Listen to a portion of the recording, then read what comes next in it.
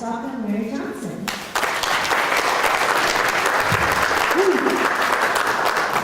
Well, as you can see from the title, and this is really about creating good customers who want to stick with you, right? Now, how many of you have been a customer? Stupid question, right? We've all been customers. I'd like you to think of a time when you were a customer. Could have been at a bank or at a gas station or with an insurance company or some healthcare facility or wherever, where during the transaction or at some point you made the decision, I'm never coming back here again. Now I call that taking the solemn vow. How many of you have taken the solemn vow? Okay, yeah, we all have.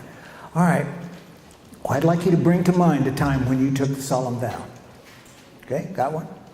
Now, you know from yesterday that I like to have you work in partners, and you know how to get a partner now. You just establish eye contact with somebody and wink at them or something.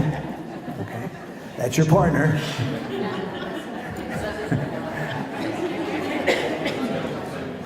And threesomes are okay too, nothing weird about threesomes. So,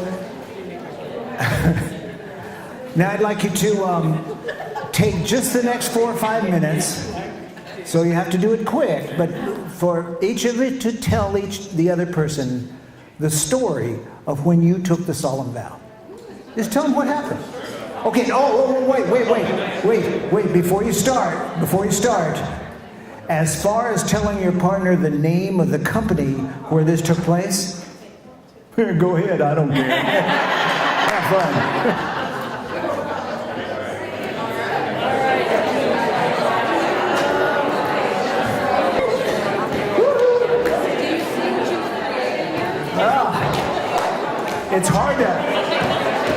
It's hard to get you to stop talking. But on the first day, you told us that we all sit here and we don't say anything. Now look at what you've got. Now look what I've got. I've created a monster. Okay. I have a question. How many of you, right now, in telling this little story about when you took the solemn vow, how many of you found that process to be kind of fun? It is, isn't it? It's almost like getting it off your chest for another time. Yes.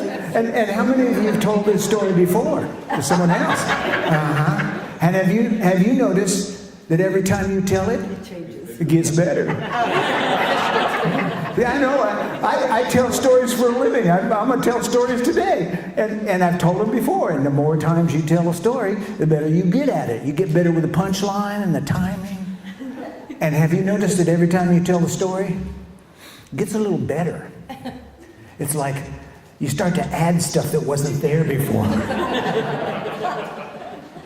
Embellishment. Yeah, embellishment. And here's the scary part. How many of your residents and their families are telling stories about you? Yeah, now the reality is they will tell stories. In fact, the research supports that customers in general will tell stories. The question is, are they good stories or bad stories? And according to research that was done many years ago, in the 80s actually, they found that the average happy customer will tell 5 people. And the average unhappy customer will tell 11 people. Now, like I say, this was really old data, research done back in the 80s. Except the same company that did it in the 80s repeated the survey in the mid 2005, 2006. So there's a more recent survey. And they came up with exactly the same results. Happy customers tell about 5 people, and unhappy customers tell about 11. With this caveat, which is why I added the question mark there. In the more recent survey, they found that about 20% of the unhappy customers will tell not 11, they will tell thousands. And how do they do that? Yeah, social media. You can post on Facebook, send it out, do a Twitter about it, tweet. I saw one where the person was so mad, he set up a website called yousuck.com. Now, I got this in my email basket several years ago from a friend of mine who he found it just got floating around the internet. It's a PowerPoint presentation. And it's called A Graphic Complaint Prepared for Joseph Crosby, General Manager, and Lisa Rinker about the Doubletree Club Hotel in Houston, Texas.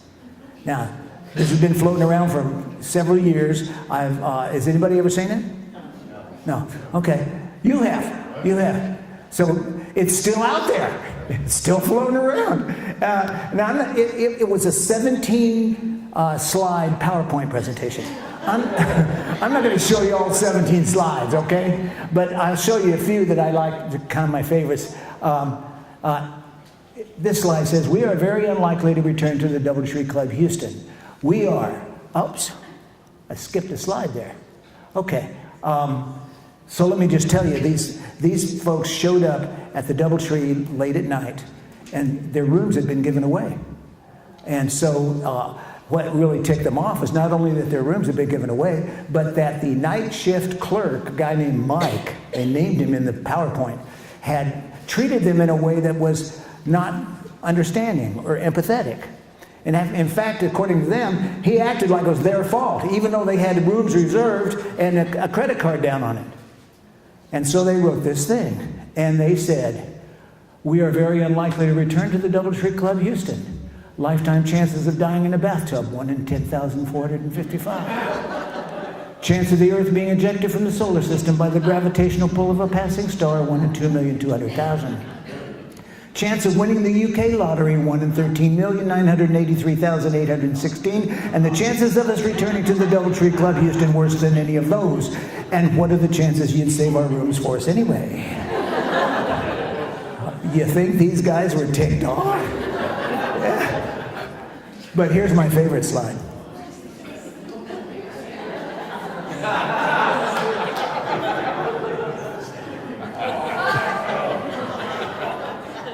Poor Mike. And then there's a slide that described how much that particular hotel was going to lose in temporary housing from this company based on how many times they rent rooms in the Houston area. And one year it was, here's how much they spent in the Houston area, and here's how much they spent at the Doubletree Club, and the next year, nothing. In other words, we're not coming back and we're taking our dollars with us. And they wanted to point that out. Because sometimes we lose customers and we sort of forget the fact that that this is ongoing revenue. This is not just a one-time shot. So here's the reality. This is all a lie. And the reason I say it's a lie is because I've stayed at the Doubletree Club Houston many times. I travel all the time to what I do. And it's a good hotel. I like it. It's close to the airport there in Houston. It's got beautiful facilities. It's got a nice workout room. The food is great on room service. And I've never had a rude staff ever. They're always very delightful. So as far as I'm concerned, all that was a lie. But it's them that had one-time experience with one person. And they got so mad about it, they sent out this PowerPoint. By the way, if you want a copy of the whole PowerPoint, I'd be glad to share it with you. Just leave a card. A card at my table outside the door. It's all perception. And the thing is, perception is reality. It's not so much what is, but what you think is that counts. Did you know there was a study done some years ago that found that if you're a doctor, you are more likely to be sued if you smile more? Or if you don't smile, I'm sorry. You don't smile? The more you smile, the less you'll get sued as a doctor. It's a scientifically proven fact. Which tells me if you're a confident doctor, you better smile. And if you're incompetent, you better smile a lot. Yeah, because it makes a difference in how people perceive you and whether they want to sue you or not. If they like you, they're less likely to sue you. Now, the perception thing here is that they don't have a really good handle on how to judge you. In most cases, when you're the professional, you know what you're doing. I'm just a layman. I don't know how to judge you, except about how I feel about you and the experiences that I have. And they may be all off base. Let me tell you a couple of stories. First story. I was in New Orleans a few years ago to give a talk like this, late in the afternoon. I wrapped up, and I had to be in Albuquerque the next morning to give a speech. I went to the airport, got on the plane, we taxied out to the runway, and sat there for like a half hour. And then the pilot came on and said, "I'm sorry, folks, but we're going to have to cancel the flight. There's something wrong with the engines." Now, I got to tell you, I had mixed feelings. Part of me was happy. I mean, if you're going to cancel a flight because of mechanical difficulties, now is the time to do it. Don't be waiting till we're up in the sky. But the other part of me was not happy because I had to be in Albuquerque. I had to make a connection in Dallas and then get to Albuquerque so I could give my talk the next morning. And this was before cell phones were common, and so I had no way of getting hold of my client to let her know I wasn't going to show. That's not cool. And so I pulled out my OAG, the official airline guide, went through it, and checked. There was one more flight leaving New Orleans that night on a different airline that would get me to Dallas in time to make the last connection out of Dallas going to Albuquerque. And that plane was leaving in about 15 minutes. Well, I got off that plane and I ran. Now I had to go down to the ticket counter and exchange my ticket because it was a different airline. And when I got there was a line of people. Have you ever stood in line when you're in a hurry? It was murder. And I finally got up to the ticket counter and I said, "Quick, get the ticket on that plane going to Dallas. I got to make a connection." I said, "I don't care how much it's going to cost. I'll pay anything." And here's what the guy did.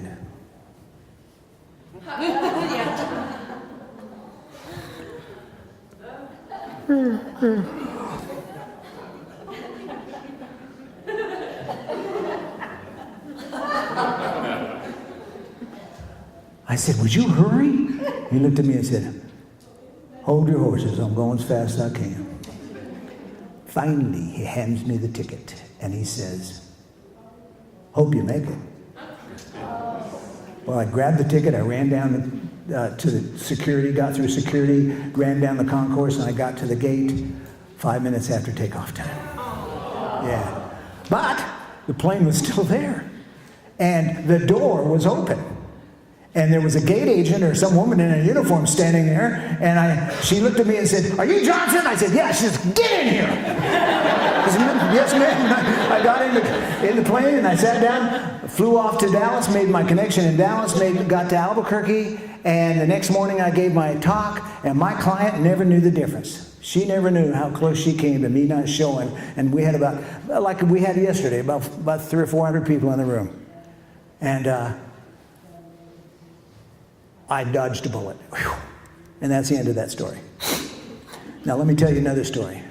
I was doing a program for a company, doing some management training in Oakland. And they flew me into Oakland the night before and put me up at a hotel. And I checked in.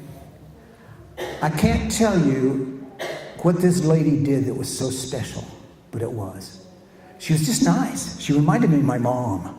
She was just very friendly and hi and "Welcome to Oakland, and what brings you here?" And I said, "Well, I'm doing some management seminars for this company down the street," and I named the company. She says, "Oh yeah, I know them, they're great." And anyway, we chatted, and then I went up to my room, went to bed. The next day I got up and left.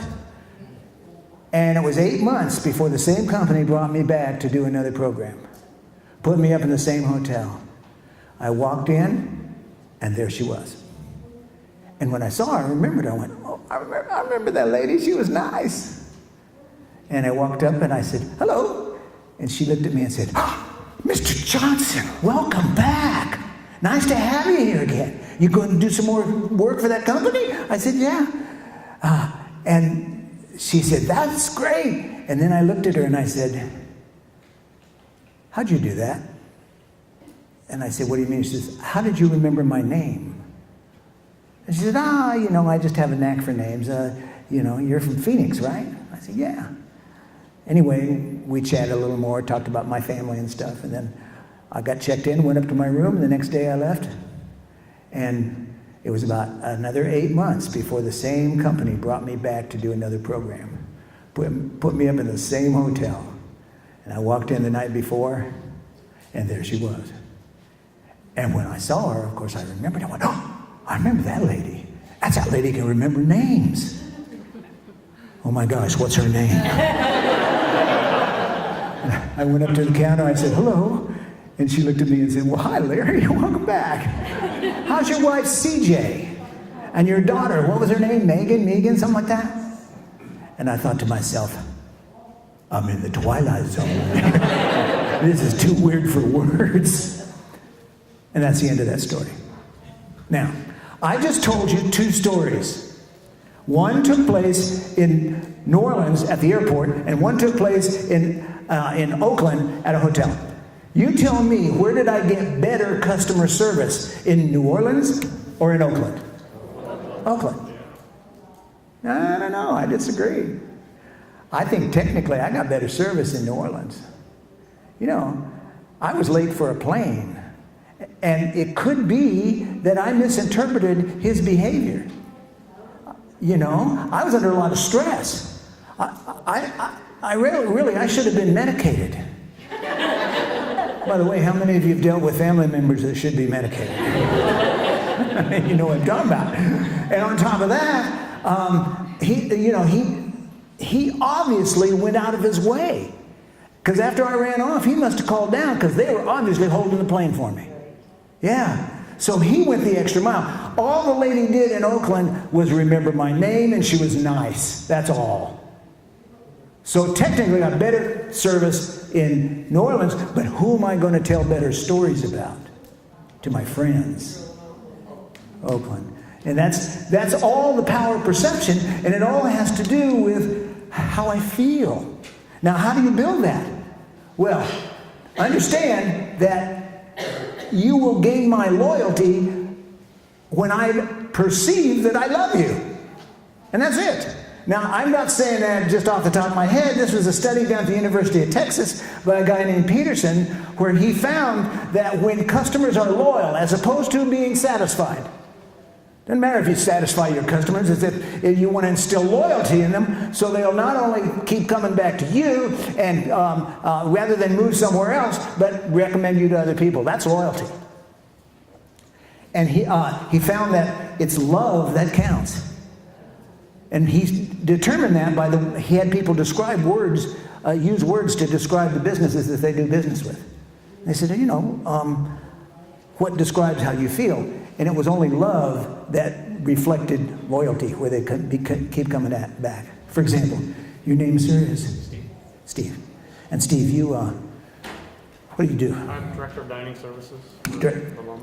Okay, good. And let's do it this way. I'm in church or somewhere, and somebody comes up to me and says, I hear your mom's in a what kind of service is it? For dining service. Dining service for whom? For the Loma Village. Loma Village, okay. So I hear you put your mom in a home. I said, yeah, which one? Loma Village. And how do you like them? Oh, I like them, they're good. And how do you like the people there? Oh, well, my mother food is really a big deal with her. And so, and the food seems pretty good. And the guy that runs the service, how do you like him? Oh, he's a good guy. Steve something, right? If I describe you that way, if I describe Loma Village that way, give me a better price, a dime off the price, and I will stab you all in a heartbeat and move my mom somewhere else. Because I just like you. On the other hand, if I'm at church and somebody comes up and says, so where'd you put your mom? Oh, at Loma Village.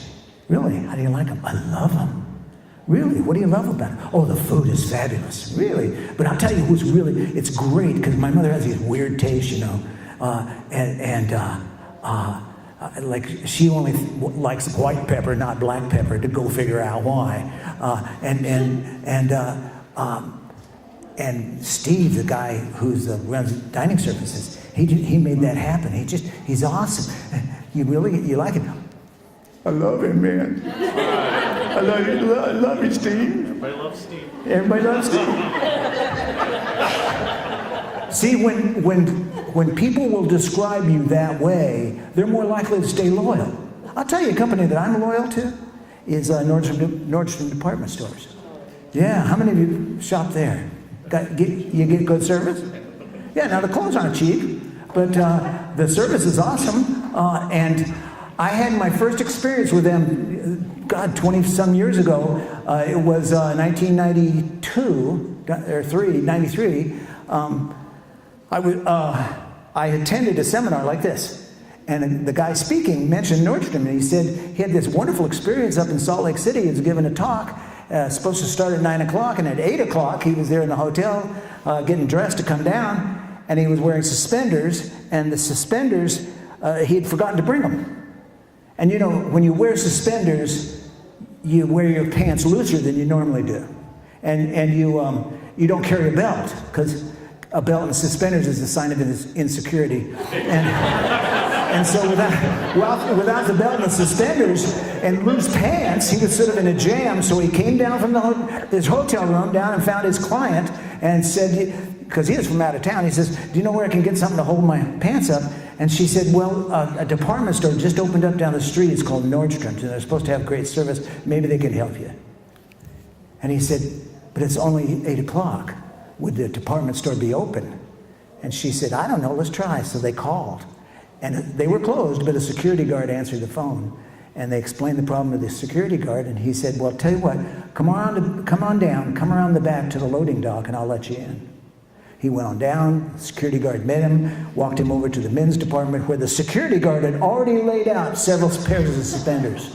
He picked out a pair and paid the security guard and left. Now, I don't know what happened to the money, but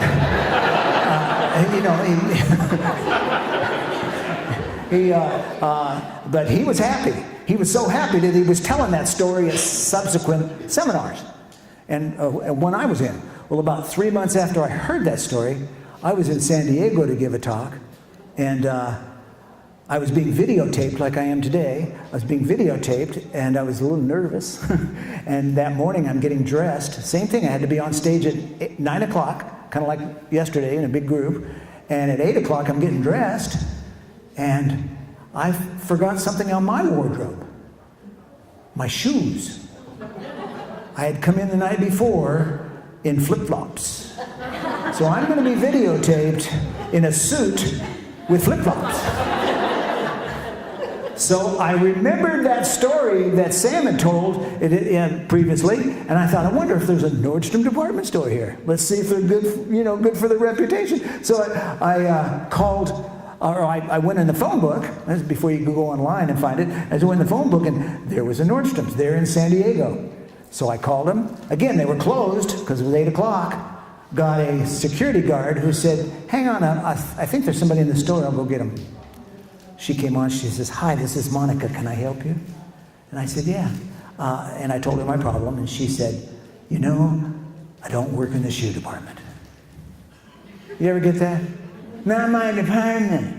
Oh, I know, I've talked to several nursing home administrators and long-term care administrators who drive, especially marketing people, it drives them crazy because you'll have some family member calling or somebody calling in to want a tour of the place at night, and well, you have to call back in the morning and talk to marketing rather than taking responsibility for giving them a tour at midnight. Why not?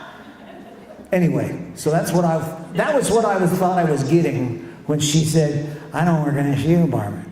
But then she said, but let me see what I can do for you.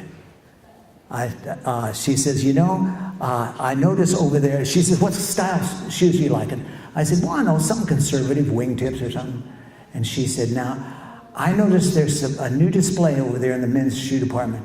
They're not wingtips, but they're have a cap on them. Very elegant shoe. Now, they're not cheap. They're pretty expensive, I noticed. They're Italian.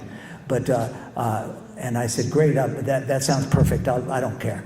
And she said, okay. And I said, now, how am I going to get there? I mean, where are you? And she says, where are you? I said, well, I'm at the Bahia Hotel on Mission Bay. And she said, when do you have to be back? I said, I got to be back by 9 o'clock. I walk on stage then. You cannot be late. And she said, well, I don't think you'll make it. She says, it's 8:15 now. And to get down here and get back there with traffic, you're never going to do it. I said, oh my God. She says, I'll tell you what, I'll just bring them out to you. And she said, wait there. I'll be back there in about 25 minutes. I gave her my room number. She came into my room, knocked on the door. Opened the door. She says, hi, I'm Monica from Nordstrom. Would you mind coming down to the parking lot? Okay. And we went down to the parking lot. She opened up the trunk of her car. It looked like a shoe store in there. She must have had 20 boxes of shoes. She even had one of those little stools. You know, the kind you put your foot up on? And we did the deed right there, and I picked out a pair of cap toes. To this day, I have no idea how much I paid for those cap toes. Because, by the way, she also had a little credit card machine with her. See, and I don't care. I am loyal to Nordstrom. Now, here's the kicker on that story. If you're from Arizona here, you know, and you're familiar with Nordstrom, you know that in 1993, they didn't have a store here. They didn't have a store here until 1998. So for 5 years, I had to fly to California to buy my underwear. So here's the question for you, Steve. Yes. Would your customers love you so much, would those family members love you so much, that they would fly to California to buy jockey shorts from you? Probably they would. All right, let's give this man a hand. Does he deserve a reward? Yes. Okay, I got 3 things here to give away. I have the shirt I had yesterday, Cry Me a River, Build Me a Bridge, and Get I Over won It. that yesterday. I'll do the book. Oh, you won that. Wait. I got another shirt here that I didn't have yesterday. I just had them printed up. Based on the presentation yesterday about There Is No They, He wants to know if the shirt's from Nordstrom. I am they. So which one, the book or the shirt? What size is the shirt? I got all sizes out on the table. Okay. I'll take the shirt. You take the shirt, because you can take the book if you want. Shirt's good. Okay, here you go. If it's not the right size, bring it out there and I'll change it. Fair enough? Thanks. Okay. So where was I? Okay. So you want your customers to love you. Well, that means managing performance or managing perception. When I think back about the guy at the New Orleans airport, I think his heart was in the right place. And he did, obviously went the extra mile by calling down and having him hold the gate. What he did not do, and this is critical for every person that works in your facility, is that he did not manage my perception of the experience. If he'd have managed my perception, showed empathy, even though I was being kind of weird. And by the way, are your residents, are they ever weird? Yeah, or demanding to the point where it's like, give me a break. Are you kidding me? But that's not the way they see it. Their perception is this is a serious problem that their Tweety bird has gotten out of the cage and is up on a tree in the house, a house plant, and they're calling you to get him down. And you're going, give me a break. I got more important things to do. No, you don't. Because Mrs. Jones is afraid that Tweety bird is going to get hurt. I mentioned Nordstrom. Okay, let's go to the next slide. There we go. So how do you create this connection of love with your customers? There's lots of ways, but one way, and one is to do the Nordstrom thing and just go the extra mile. Always surprise them with something they didn't expect. But another thing is to connect with them at a psychological, physiological level. And I use what I call the SANE formula. I took this from the research that was done by Desmond Morris, he was a British anthropologist who did a whole lot of research in what causes human beings to connect.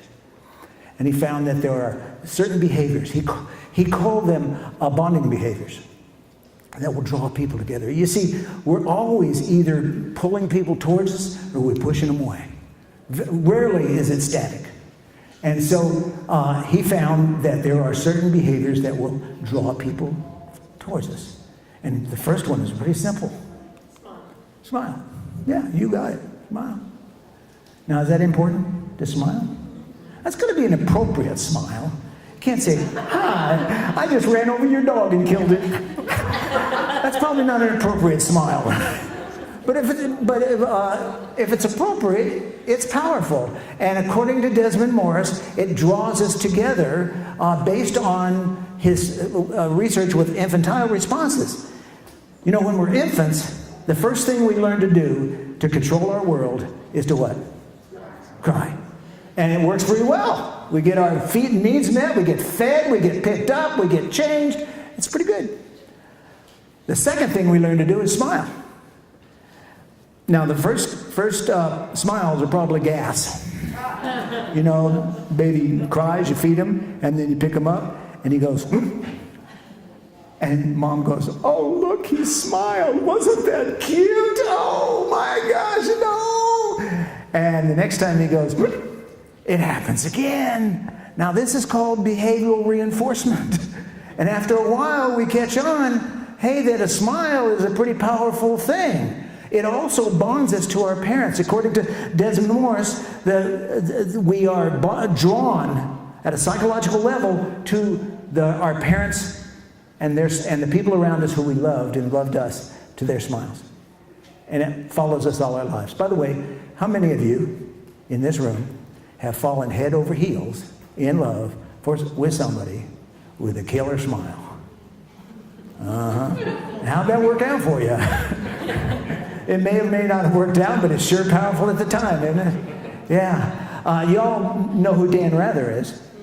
Yeah. Now, years ago, he took over from, anybody old enough to remember who Dan Rather took over from? Walter Cronkite. And Walter Cronkite was the most beloved newscaster ever. And CBS was #1 in the news ratings because of Walter Cronkite. And then he retired. And they hired Dan Rather. And within 6 months, CBS was #3, which back then was not third, it was what? Last. That's right, because there were only 3. Really, I'm not kidding you, Hannah. There was only 3 back then. Yeah. So they wanted to figure out what had happened, because they thought Dan Rather was pretty good. Well, they did some audience research and came back with 3 recommendations for Dan Rather. And the first one was to smile. You see, Dan Rather's a very serious guy. I don't think his face is naturally molded to smile. He has a serious jaw and it always looks like his shoes are a little too tight. And so, first of all, they taught him to smile. They sent him to smile school. And then they would coach him through that little thing in his ear. And they said, and all during the newscast, smile, Mr. Rather, smile. And he would smile on cue. Now, once I read this, I read it in Time magazine or somewhere, I started watching. And one night I caught him. Right at the end of the newscast, he said, and that's the news. I gotcha. Within 6 weeks, CBS was back to #1. Now, that was the first recommendation they gave him, was to smile. The second recommendation was to be approachable. Part of what they did was they took him out of pinstripe suit that made him look like a gangster and put him in vested sweaters. So just more human, more approachable. But they also did something that I want to demonstrate, but I need some help in demonstrating it. Would somebody be willing to come up and help me? This lady right over here. Okay, come on up. I'm under my socks because my feet get cold. So. Oh, that's fine. We like your socks.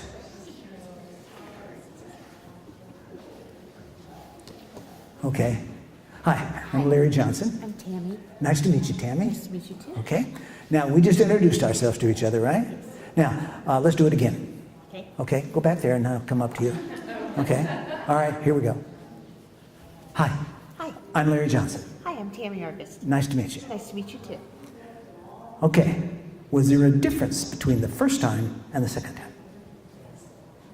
Do you feel a difference? I didn't feel a difference. Let's try it again. We're gonna do the first time first, okay? All right, here we go. Here's the first time. Hi. Hi. I'm Larry Johnson. Hi, I'm Tammy. Nice to meet you. Nice to meet you. Okay. A smile. Now let's back up. Okay. All right, let's do it again. Hi, Hi. I'm Larry Johnson. Hi, I'm Tammy. Nice to meet you. You leaned in. The first time. First one, yes. Yeah, I leaned Yeah. in. Yeah. Right? Did you all see that? I leaned in. Yeah. And did you notice that when I leaned in, she leaned in just a little? Yeah. Yeah, that's called isopraxism, or monkey see, monkey do. In other words, you just sort of followed suit when I leaned in, and we kind of broke the ice right here. Now, you have to be careful how far you lean in, because if you lean in too far, it can be a problem. Am I right? Yeah, there's that bubble.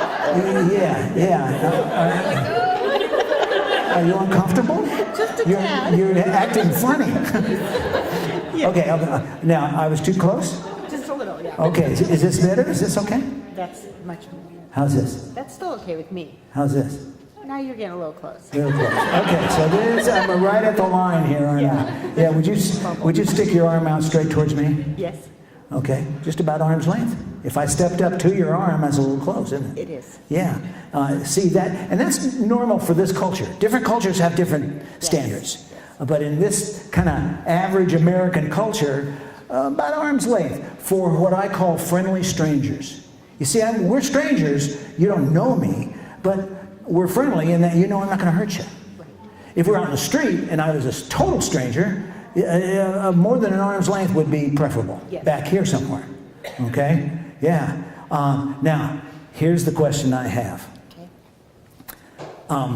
Tammy, do you suppose that I could get close enough to you in front of all these people so that our bodies are practically touching and you would feel comfortable? Yeah. Did you? Yeah. Well, I think so too. Here, I wanted to show you my new book. Okay. Yeah, actually, this is not a new book. This is a book I wrote several years ago, but I'm still hawking it. and you notice our bodies are practically touching. They are. And you're comfortable, aren't you? I'm okay. So this is okay, It is. but this is not. No, this is not. And this is just kind of it's just kind of weird, right? Yeah. Okay. So there's a definite area there around Tammy where it's okay, and if I pass a certain level, you will respond in a defensive way. The way you respond defensively is you sort of smile and this sort of weird. Well, whatever it is, I've passed the line.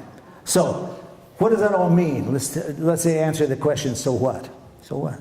Well, if you're a resident here, or a family member, and I'm working with you, and I step up, and she starts doing that, I'm wise to step back. And if you step up to somebody and they back off, don't follow them. You're freaking them out. Yeah, right? Yes. Now, here's another question. What do you do if they approach you? And she likes to get up close and into my face, and I'm uncomfortable. Well, come on up and like you're, okay? I can do this, see? And now I'm not so uncomfortable. And just turn to the side, right? Right? Yeah. Okay. Does she deserve something for doing all that? Show the book. Yes, please. The book. Okay. Come out to the table. I'll sign it. All right. Okay, Thank you, thank you Tammy. so much. Let's give her another hand. Thank you. That's very brave. Okay. So the A stands for approachable, and what they did was they just had old Dan Rather lean towards the camera and put him in more approachable clothes. Now the N didn't have anything to do with Dan Rather, but I put it in here because I think it's really important, is names. Using people's names. And the more you use their name, the more they feel bonded to you. Now, how many of you are good at remembering names? Well, good for you. I'm not. I have a hard time remembering names. I see thousands of people all the time in my work. And so I have to come up with some way to remember names. Would you like some tips? Okay, let's try this. Hi, my name is Larry Johnson. And you are? Christy what? Larson. And what do you do? I'm the Executive Director at Historic Mesa Fellowship Square. At Fellowship Square. Okay, yeah. I talked to John a couple of days ago. Oh, sure. Yeah, okay. And you're the Executive Director of what? Fellowship Square Historic Mesa. Historic Mesa. So you're the Executive Director of the whole place. Okay, very impressive. And now we're having this nice conversation about what she does for a living, and it also all of a sudden dawns on me that I don't know what her name is. And she just told me. Has that ever happened to you? All the time. Yeah. Now, I'm getting older, and my memory's not as good as it used to be, but it's not that bad. I mean, she just told me her name less than a minute ago. So why can't I remember her name? I wasn't listening. What was I doing instead?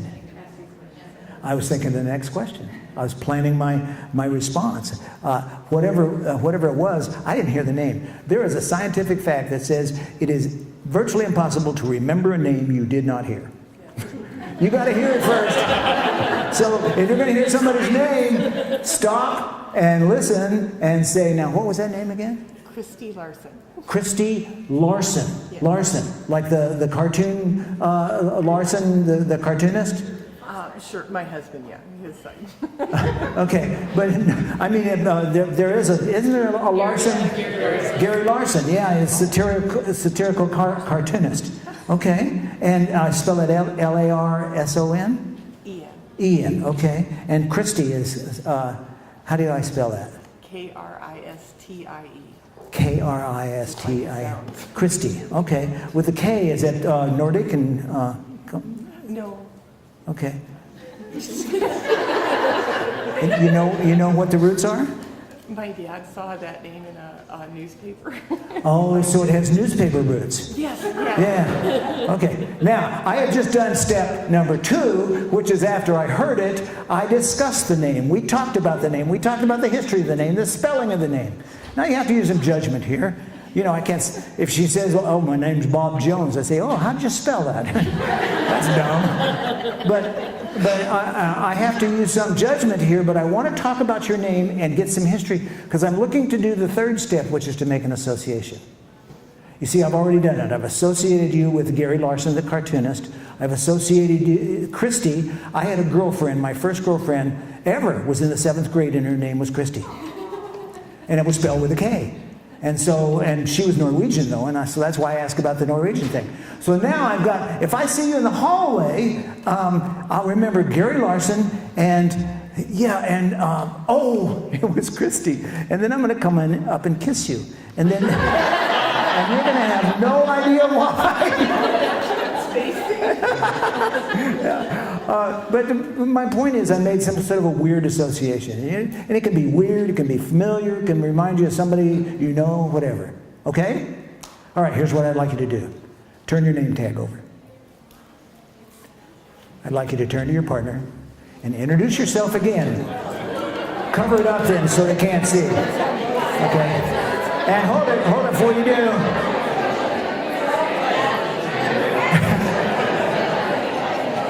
They all got started without me. Go ahead and introduce yourself and make an association.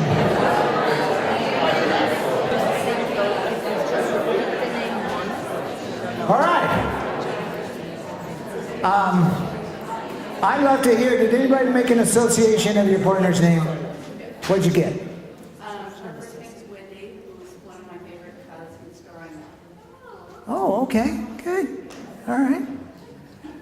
Another one? Yes? Her name is Gretchen, and I almost had a dog. If that works, that works. Okay. Yes, sir. Her name is June. June is a great month because that's my birthday month. Ah, perfect. Now you see, the next time you see her, you can. It just gives you another handle to grab to help remember that name. Okay. That brings us to the E, which is engaging. And this was the third recommendation for Dan Rather, was to establish eye contact with the camera and engage with the person on the other end of the camera. And I think this is the most powerful.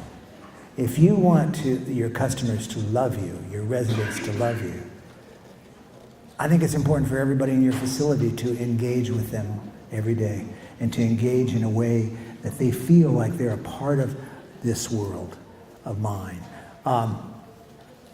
My wife goes to, and I go to him too for haircuts, I don't need much, and we've been going to this guy for a lot of years. His name is John Gonzalez. His salon is called Tough Act to Follow, and he does a good job on the hair. On the hair, my wife thinks his technical skills are marvelous. Okay, but he has a touch that is really interesting to watch. It's a one-man shop. He's got an assistant. It's just him and the assistant. And when you walk in there, and by the way, you have to book up like months in advance. When you walk in there, he'll be working on somebody. And as you come in, he'll look at you and say, "Hi, Larry, have a seat." And then he's back with this person he's working on and talking, and they chat. And you know how you guys get your hair done. You know, a good hairdresser knows how to chat and gossip and, you know, all that good stuff. All right? And he'll be doing that. If I go up and interrupt him or want his attention for something, he will basically say, "I'll be with you in a minute, Larry." He is not going to break attention with this person here. He's with her. Now, after she pays and he's gone, then he turns and says, "Have a seat, Larry, come on."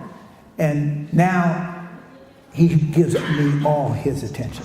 Now that's engagement. And I think it's a skill that a lot of professionals lose when they're working with people, is that they're not there with them. And I had my knees replaced in 2013. And I remember one of the physical therapists, she took me through all the exercises, but she would never give me eye contact. She was always staring off into space. And there would be times she'd start me on an exercise, and then she'd go to one of the machines, because it was like in a gym kind of thing, and one of the machines, and start working out herself. And I'm thinking, who's the customer here? Hey, give me a break. Yeah, engagement. And I think the best way to engage with people is to not only give them eye contact, but to be focused on them. You know, I woke up this morning and I looked out the window and the sun was coming up. And I thought to myself, the sun is coming up over Larry Johnson. Now that you know that, tomorrow morning when you look out your window, I know you'll say to yourself, the sun is coming up over Larry Johnson. I don't think so.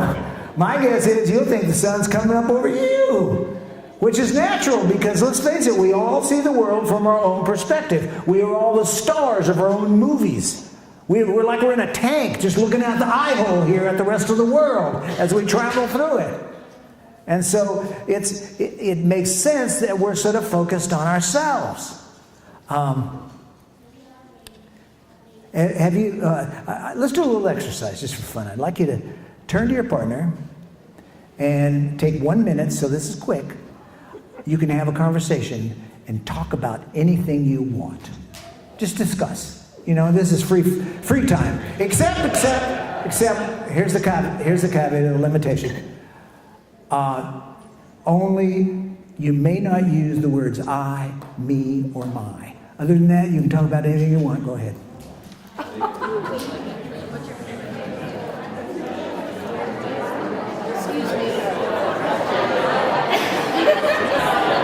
Okay, let me ask you to stop there.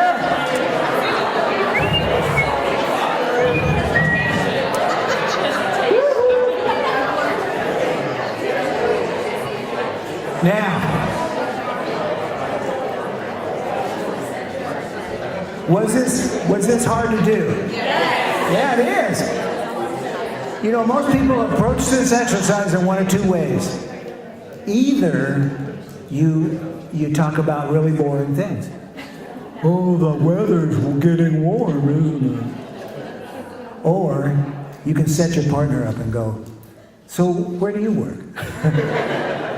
Yeah, it's hard to have a conversation without referring to ourselves, because let's face it, we're all the center of the universe. And have you ever had a conversation with somebody who's just totally focused on themselves? Yeah, it's Winnie, right? Win. Hi, Win. I'm Larry Johnson, and nice to meet you again. And let me tell you a little bit about me. I'm actually quite a guy. I'm from here in Phoenix, lived here all my life. My mother was born here, and so was my grandfather, you know. So we're old Phoenicians.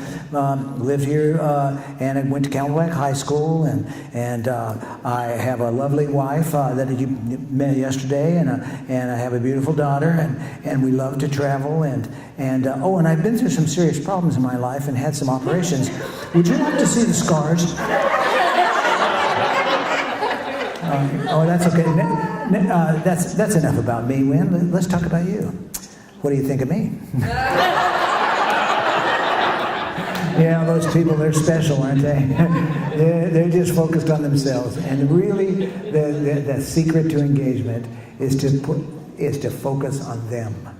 And sometimes it's hard. It's easy when somebody's interesting, but when they're boring. Let me ask you this.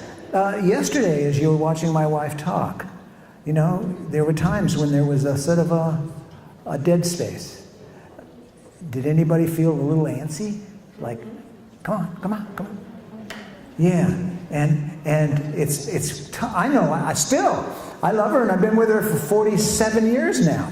And she's been in this condition for 13 of those years. Come on. I don't see it from her perspective, which is to take a deep breath and hear it from her point of view. It's hard for me. So that's the same model. Kind of the idea is to create bonding. And the real question is, are the staff that are on the line with your residents, do they bond with them every day? Does everybody bond? And you can talk about this stuff when you go back to your facility. But they also have to take responsibility, which means there has to be some level of motivation. That the staff are kind of excited about working there. Now,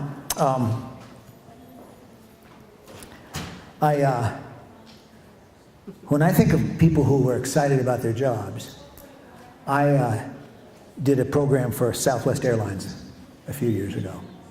And they flew me in the night before. It was in Dallas. That's where their headquarters are. And I was going to speak to their customer service agents. And I got in late at night, about 11, and my bag didn't show up. And I was on a Southwest flight. So I went to the baggage counter and I said, bags didn't get here. And so she looked in the computer and said, well, for some reason the bag got left on the loading dock in Albuquerque. It'll be on a flight in the morning. And I said, now, can I get it then? And she said, yeah. Now, I wasn't speaking till the next afternoon, so that was okay. I did need the bag, because again, I already told you, I travel in flip-flops. And I was on cutoffs, and so I needed my clothes. And so I said, well, then you'll deliver it out to the hotel. And she said, yeah. The next morning, I called the hotel. I told them who I was, and I'll never forget this guy. His name was Ray Stump. He answered the phone. He said, yes, Mr. Johnson, your bag is sitting right here. It just got here. I said, great. So are you going to deliver it out to my hotel? Yeah. I said, okay. He said, now, unfortunately, the guy who delivers the bags has already left. He probably won't be back for 2 or 3 hours. So it probably won't get there till about noon. Well, that didn't work, because I had to be teaching my session. I had to, like this session, 1 o'clock. And I said, and I had to get dressed and go back out to the airport. So I said, I need it before noon. And he thought a minute. He says, I'll tell you what. It's like the Nordstrom lady. He says, I'm not doing anything right now. I'll just throw it in the back of my car and bring it out. I said, well, what was that? I said, that's great. I said, now I'm going to go back to bed and get some more sleep. Just drop it off with the concierge. So I went back to bed. I woke up about 11 o'clock, and I called the concierge to get my bag. And the concierge came back to the phone and said, I'm sorry, there's no bag here for you. I said, no, Southwest said they were going to deliver it to you earlier this morning. He said, no, there's no bag. So I hung up, and I called the Southwest number again, and Ray answered the phone. And I said, Ray, where's my bag? You said you were going to deliver it, and it's not here. Where is it? And he said, Mr. Johnson, I delivered that bag to your hotel and gave it to the concierge about an hour and a half ago. And I said, well, he said it's not here. And he said, don't you worry, I'll figure out what's going on. And I'll call you back. So I hung up, waited about a minute, and then the phone rang. Picked it up. It wasn't the concierge, or it wasn't Ray, it was the concierge. And he said, Mr. Johnson, we found your bag, and then we're going to bring it up right away, I promise. Now, I don't know what Ray did to him, or threatened him with, but it wasn't pretty. Anyway, so the bag came up, I got dressed, and went on out to Love Airfield, is where Southwest is headquartered. And I'm walking down the concierge, because their training rooms are actually on the concourse. And I'm walking down the concourse carrying my bag, and I hear somebody call my name. And I turn around, this young man in a Southwest uniform comes up and says, Larry Johnson? I said, yeah. He says, hi, I'm Ray Stump. I'm the one who took care of your bag. And I said, Ray, thank you. That was awesome customer service. I really appreciate it. He said, not a problem. And as he turned to go, I said, wait a minute, Ray. Have you and I ever met? He said, no, I don't think so. I said, then how did you know who I was?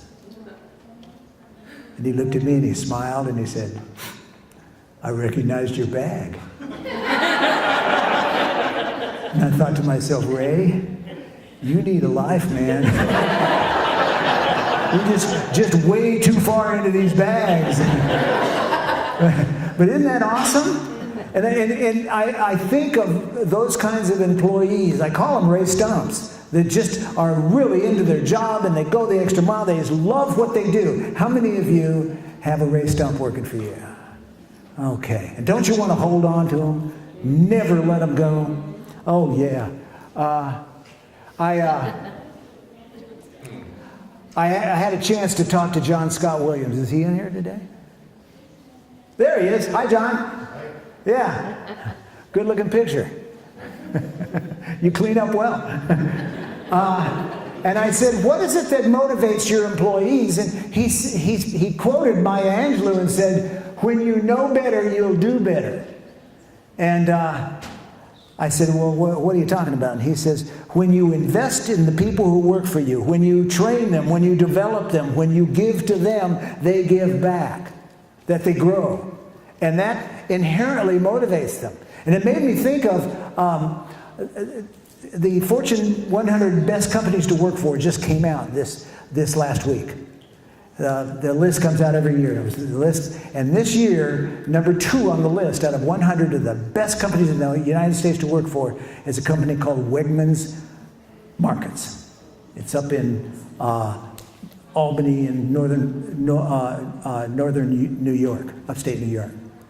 And I was given a talk up there a few years ago, and I was talking about Nordstrom. It was a customer service program, and I was talking about Nordstrom. Well, this guy came up to me afterwards, and he says, well, you think Nordstrom's so good.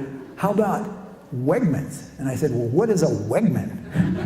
He said, well, it's a grocery store. Would you like to see one? I'll show you if you got time. Well, I had some time, so I said, okay. So after the session, we went down to a local Wegmans. And we're going through Wegmans, and they're beautiful stores, by the way, really. And he said, look at those vegetables. You ever seen vegetables like that? They're awesome. Yeah. And look over here. There's a selection of not only magazines, they've got a bookstore in here. Is that incredible? And they've got a restaurant in here. And I said, do you work for Wegmans? He said, no, I sell insurance. Why?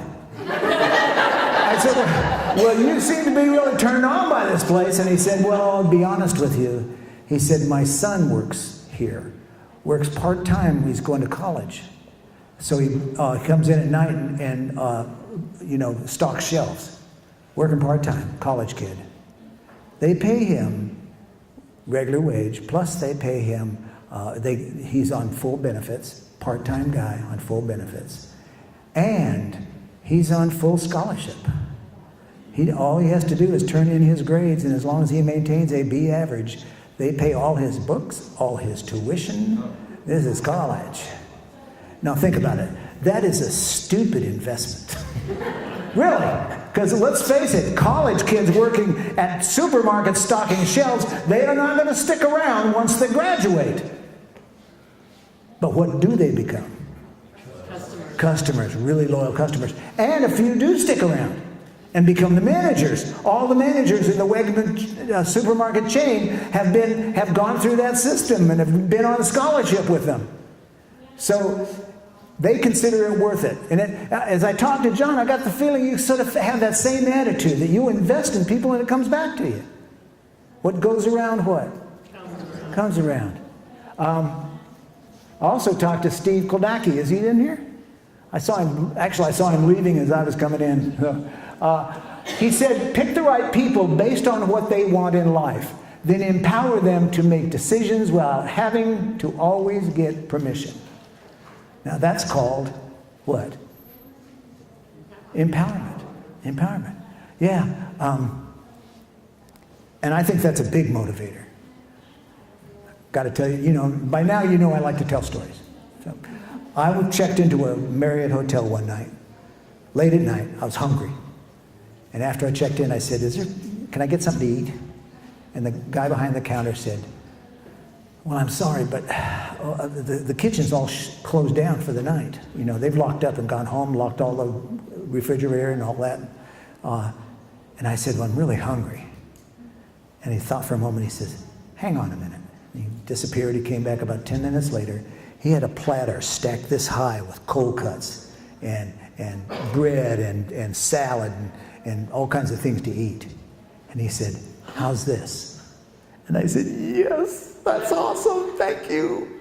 I said, where'd you get this? He says, I got an emergency key to the kitchen. Now, would you have been impressed? I was. I was so impressed, I thought I'd tell his boss about this. Now, don't get me wrong. I know that it's not the Marriott's policy to give away food. But I wanted to reward this guy for, this was incredible. So I went to the hotel manager the next day, and I told him what had happened. And he said, I said, you got to promise me he won't get in trouble. And the manager, after I told him, said, I won't get in trouble. I said, well, didn't he break the rules? And the guy rolled his eyes and said, yeah, he kind of broke the rules. He said, but you see, here at Marriott, what we require is that we please the customer, so we expect our people to use good judgment, even if that means breaking the rules. And I said, well, good judgment is not all that easy to find. How do you make sure that the people who you're expecting to break the rules can exercise good judgment? He says, well, we select very carefully. We pick, and this is when he told me, and this is what Steve told me. He says, you pick the right people. He said, and we train the dickens out of them so that they know what the right decision is. And we give them some guidelines. If you want to take, I don't think I have a slide on this, but I'll give you the guidelines. Number one, is it the right thing for the customer or the resident? Is it right for the resident?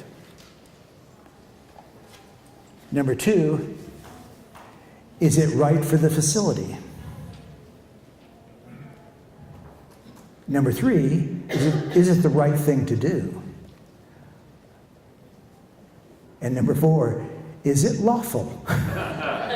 And by law, I'm not only talking about the law, but I'm also talking about all your licensing requirements and that kind of thing. He says, we expect people to, kind of follow those rules. We don't want our staff to say, oh, you want to take the television home? Just go right ahead. But as long as they're exercising good judgment, we expect them to do what needs to be done to solve it. And as I talked to Steve, he gives his people $100 worth of authority to make decisions. If somebody wants a pizza in the middle of the night, they can go down and buy the pizza the next day and get reimbursed for it. And they don't have to ask anybody. Has anybody here a customer of USAA? You are. How do you like them? Say that again. I love them. Uh, Uh, Now that's going to lead to loyalty. How long have you been with them? I've only been with him 15 years, but my husband's been with him for over 20 because he was in the Air Force. Did you hear the way she said that? I've only been with him 15 years, like she's some kind of newcomer. Yeah. Now, if you're not familiar with them, they're an insurance company. They focus on the military and their families. I'm a customer because my father was an officer in the Air Force, and I tell you, they're awesome. And by the way, I want you to appreciate the risk I just took. Because, Kristen, have you and I talked about this? Did I pay you anything to? No. I'm not going to either. You know, what if I'd have said, how do you like USAA? And she said, oh, they suck. I'm real comfortable not doing that or asking her that because I know she won't respond negatively. Now, how do they do that? Well, according to the people I've talked to there, they have sort of a basic philosophy. Number one, they give their people the very best equipment possible. And there was here's another book I would recommend, besides my own books. I plug my own book, but I'll plug this one. It's a great book. If you're managing other people, it's called First Break All the Rules. First Break All the Rules by Kaufman and Buckingham. And in that book, they did a huge research project looking at what sort of behaviors managers can do that will affect the bottom line in productivity, profitability, customer satisfaction, and lower employee turnover. Those are all things you're interested in, aren't you? Yeah, and they found there's 12 things, and that's a subject of another seminar to go through all 12, or you can read the book. But I think number 2 was when people answered, I get enough resources and equipment to do my job well. And the more people answered agree and strongly agree, the higher productivity was, the higher employee turnover was, or lower employee turnover was, the higher customer satisfaction was, all of those measures. So give them the tools they need. Number 2 is that they train them to death. At USAA, at any one time, and they have a huge workforce. I have thousands of employees. I don't know how many. 6% of that workforce is always in some sort of classroom, doing some kind of training. They continually develop them. And number 3, then, they empower them. Kristen, 15 years with them, right? Kristen, have you ever called them to discuss money or like a claim or anything like that? Yeah. Could you give me a ballpark figure on one of them? Money? I don't know, we've had probably 6 windshields replaced in the last 4 years. My daughter totaled her car, they took care of that. Okay, how much was that? Probably about $16,000. $16,000. Did anyone ever say to you, Kristen, I'm going to have to check with my boss before I can approve that? So in other words, whoever you were talking to at the other end of the line had $16,000 of empowerment to make that decision without having to go get permission. Steve gives his people $100. So you have to ask yourself, what kind of empowerment are you giving the people who work for you? So that they feel like they have some control over their jobs. Of course, that means you have to train them well, because you don't want to empower people who aren't trained, man. They'll put you into bankruptcy or a lawsuit. You got to train them well. So the idea is, and we sort of feel like, you know, we should pay them. And I think to a certain degree we should. You should pay them better than what they can get. I don't know if you can beat the casino here in terms of paying them. But the research shows that when you pay a little more, Southwest Airlines pays a little more. When I talked to Ray Stump, I asked him, what motivates you? Because I always ask. And he said, well, I get a little more money here. That's nice. He said, that's not the big reason. The big reason is my boss. I love my boss. I love the job. But money in itself doesn't motivate people. It just keeps them around. Let me make that point. Anybody here willing to come up? I've got about 10 minutes left, right? 9 minutes? Yeah. Come up here, bend over with your butt facing the room, and leave it there for the rest of the 10 minutes. Oh, not for free. So, all right, Kevin, how much do you want? Would you do it for $1? No. Would you do it for $5? No. How about $100? Oh, yeah. We're sold. All right, so you do 10 minutes worth of stupid work for $100. Stupid and embarrassing. I get it, but yeah, I would do it. Yeah, okay, so 10 minutes, $100. So that's 60 minutes in an hour. That's 60. Huh? I'll give you $200 not to do that. So that's $600 an hour. Would you be willing to do it full time at $600 an hour? Yeah. Yeah. You know, go on the road with me every seminar, get up there like this for $600 an hour. Yeah. Can I lean on something? I don't want to. Now he's negotiating. Yeah. All right, let's say I hire you for $600 an hour and we go on the road together and we're traveling around and you do such a good job. Of course, you'd have to pass probation. And he does such a good job, I decide to give you a raise. Okay? So I'm going to give you a $150 an hour raise. Anybody ever gotten a $150 an hour raise? Yeah, that's a lot of money. I think that works out to about 25%, doesn't it? Yeah, so there's a 25% raise. Would you be happy? Happier? Happier. But would you be motivated to do a better job? No. No. I would still just stand there. You're not going to get a dance out of me. That's right. Yeah. Now, if I paid you for performance, in other words, for every positive evaluation you got, you would get $100. Then you would probably be motivated to do a better job. You'd probably put decorations on it, and swing it around. Yeah, but as long as you're just paying people, it just keeps them coming to work.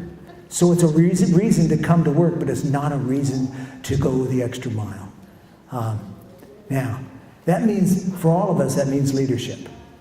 And in the last few minutes we got 5 minutes, that's just enough time. I want to show a short video on leadership. Can you guys do it?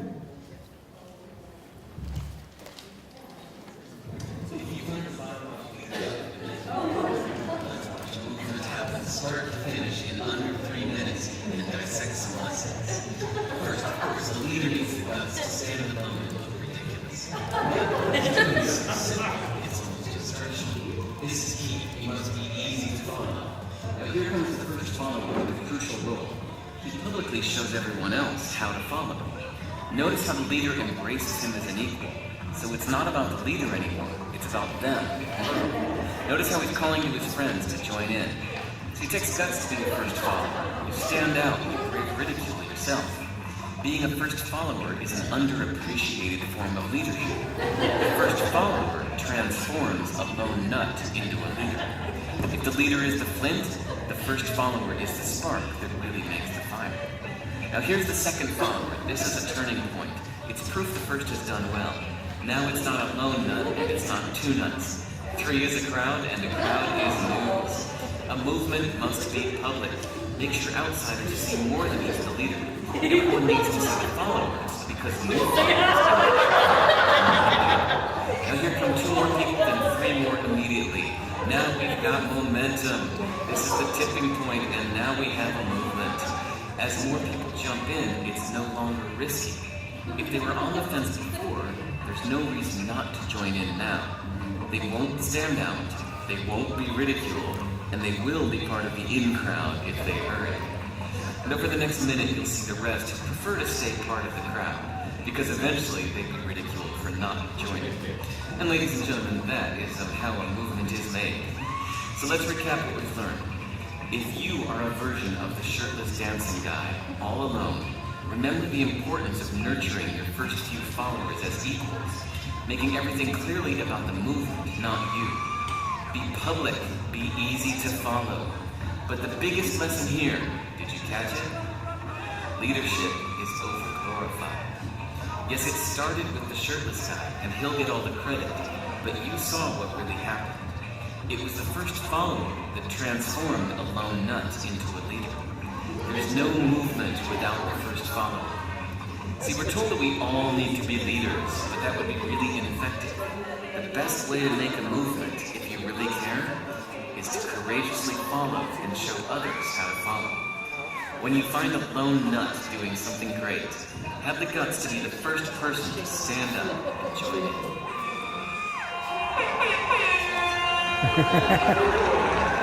Hey!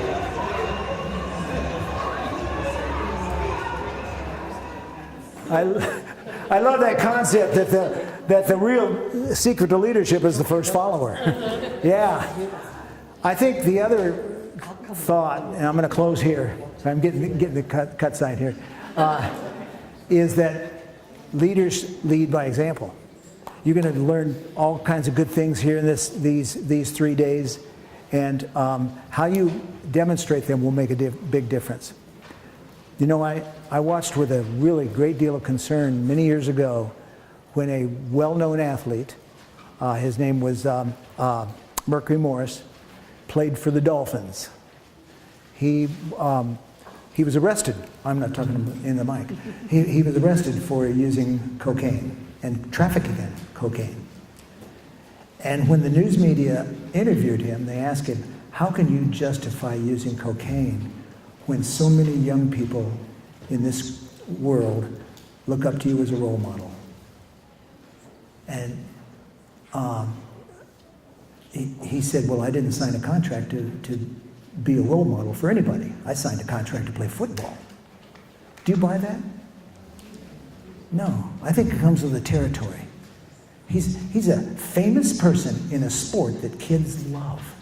He's a role model whether he wants to be one or not. Am I right? Now think about this. You managers, those of you who lead others, when you become somebody's boss, you become a famous person. Do you realize there are many dinner time conversations about you? Yeah, they talk about you. Their kids talk about you in school. My daddy's boss a bigger jerk than your daddy's boss. And they watch you. Boss watching is a very popular sport. And everything you say or do means something. I think it's more what you do. Would you all raise your hand like this, please? And make an O with your fingers. And I'd like you to take this O and put it on your chin. On your chin.